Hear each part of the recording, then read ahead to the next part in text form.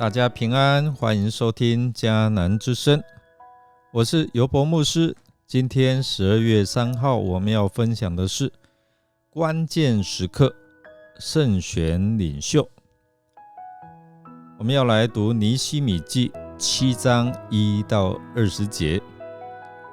我们先来读今天 RPG 的金句。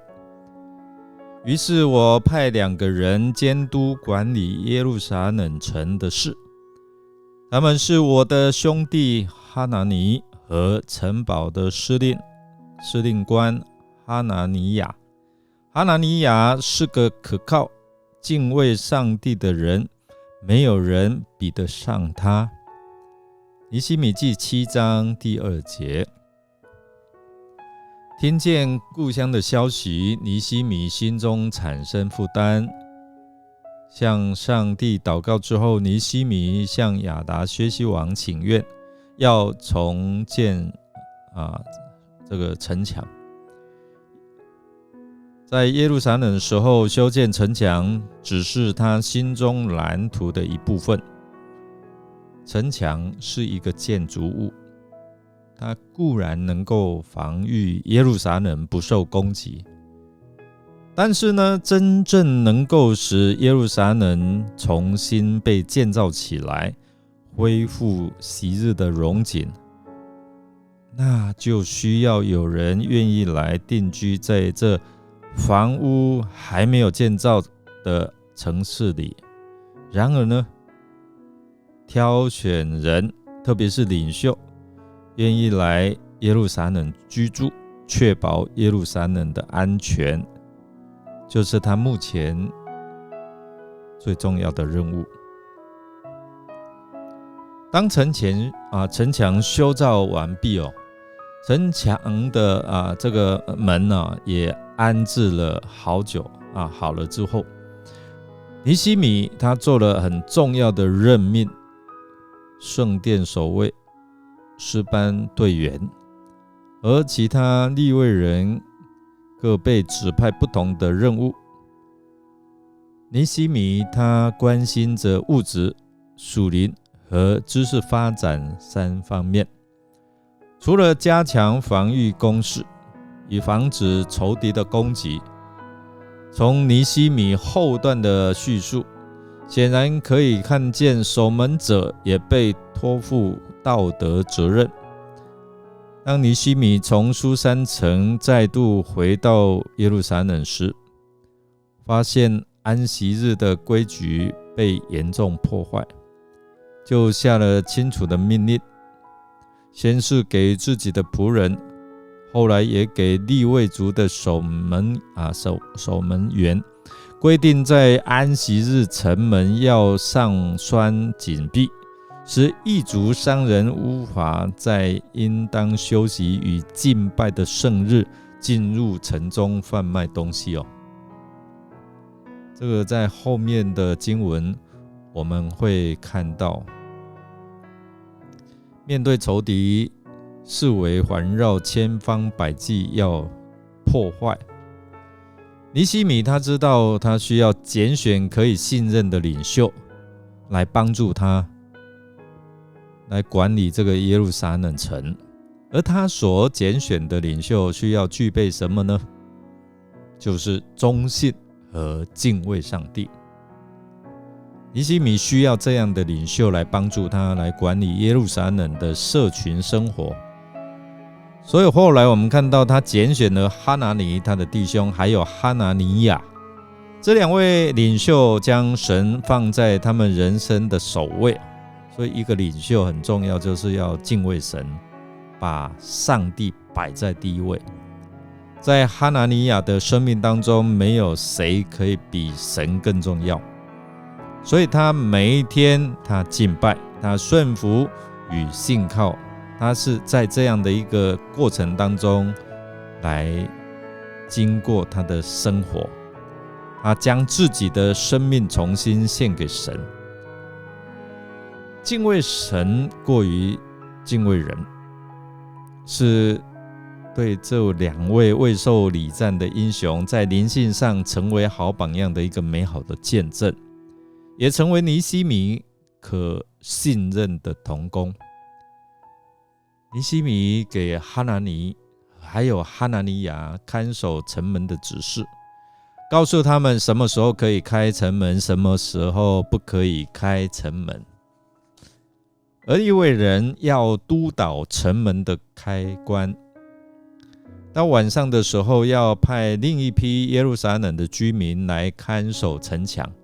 所以呢，白天要什么时候开城门，什么时候要关城门，晚上的时候要另一批人来看守城墙。所以每一个百姓要被呼召，各按班次看守自己的房屋。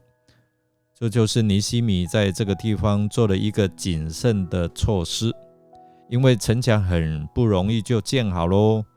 那这个时候呢，就要看守，不让闲杂人等进来破坏，免得破坏已经得到了好的成果。所以成果是得到了，可是怎么守住这个成果，也是属灵领袖很重要的一个功课哦。城墙是建好了，可是里面的居民却很少，所以我们就看到尼希米他对百姓做了一次的户口普查。最重要是要让这个城市能够充满未来的荣景。如果你盖好了城墙，可是没有人愿意住进来，那这个城墙盖了就意义不大。所以我们看接下来上帝如何感动他，让他能够继续的按着上帝给他的计划来为未来做准备。一直到11章，我们就会看到人口的迁徙。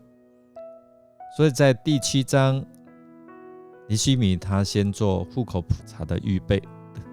下一段的经文我们也会提到他们如何来安排。领袖的责任是在会众当中看见人的恩赐，并鼓励激发人运用恩赐来服侍上帝。尼希米在耶路撒冷服侍的秘诀，就是透过拣选忠心敬虔的领袖团队，他们愿意顺服来提振士气。所以当大家合一来发挥恩赐服侍的时候，就看见上帝施恩的手在他们当中，与他们同在，带领他们能够突破困境。今天我们借着尼希米他自传式的叙述，也提供给我们教会，给我们每一个人一个彼此激励、提振士气，为明确的目标和荣耀上帝的目的而献上自己，成为活祭，服侍他人的榜样。弟兄姐妹，我们一起来学习愿我们也能够成为那个忠心敬虔的领袖。我们来默想哈拿尼亚为什么可以得到尼希米的赏识，从他的身上我们可以学习到什么榜样呢？一起来祷告吧。亲爱的主耶稣，感谢您拯救我们脱离罪恶的辖制，你也释放我们，给我们得自由的机会。我们真的要祈求你所赐的圣灵来帮助我们，帮助我们的生命是可以成全圣徒的，帮助我们每一个肢体之间是可以各尽其职的，帮助我们可以同心合意，彼此配搭的，因为这样才能够建立基督的身体。求主圣灵保守我们有忠心及敬虔的心志，我们能够因为这样在真道上同归于一，满有基督长成的身量和美好的见证。求你也帮助我们在服事的当中能够尽心尽力，为的就是要荣耀上帝您。我们这样祷告是奉靠主耶稣基督的圣名求，阿们。感谢您的收听，如果您喜欢我们的节目，欢迎订阅，请你们给我们鼓励与代祷。我是尤伯牧师，祝福您一天充满平安、健康、喜乐。我们下次再见哦。